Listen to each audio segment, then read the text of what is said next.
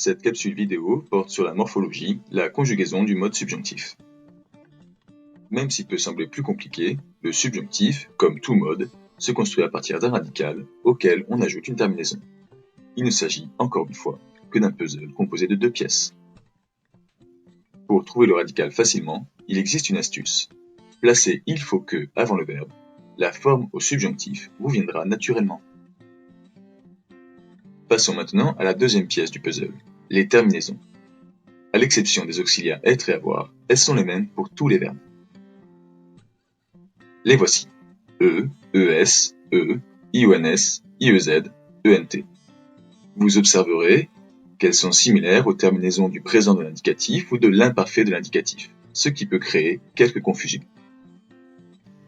Attention donc à toujours être bien concentré quand vous reconnaissez une forme subjonctif, afin de ne pas commettre d'erreur sur les terminaisons, ce qui est très fréquent.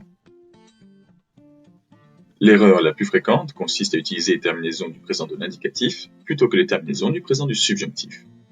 Ainsi dans la phrase « il faut que je cours », il ne faut pas un S, mais un E à la fin du verbe. Et l'argument selon lequel ça fait moche n'est pas recevable.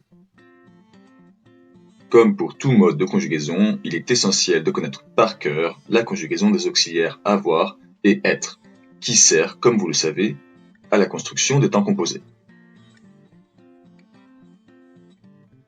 La confusion la plus fréquente concerne cette fois-ci la troisième personne du singulier pour l'auxiliaire avoir. Les élèves auront tendance à écrire il est EST plutôt que il est AIT. Mais attention, dans la phrase je veux qu'il ait fini son assiette, il ne s'agit pas d'être fini, mais d'avoir fini son assiette. Comme pour tout mode de conjugaison, on distingue les temps simples et les temps composés. Le temps composé qui correspond au subjonctif présent s'appelle le subjonctif passé.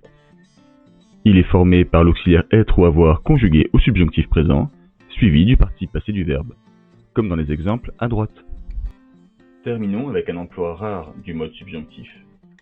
Le subjonctif imparfait est plus que parfait. Il s'agit ici d'une concordance des temps, pour employer le mode subjonctif dans un récit au passé, exclusivement à l'écrit. Retenez la façon dont il faut écrire pour la troisième personne du singulier, cela suffira. Si au présent il faut écrire « il ordonne qu'elle parte », cela donnera au passé « il ordonna qu'elle partit ». Vous observerez que c'est la même orthographe que le passé simple, avec un accent circonflexe sur la voyelle.